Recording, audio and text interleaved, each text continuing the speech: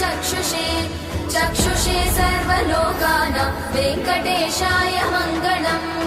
श्रीवेङ्कटाद्रिशृङ्गाग्रमङ्गलाभरणाङ्ग्रये मङ्गलानां निवासाय श्रीनिवासाय मङ्गलम्। सर्वावयव सौन्दर्य सम्पदा सर्वचेतसां सदा सम्मोहनायास्तु वेङ्कटेशाय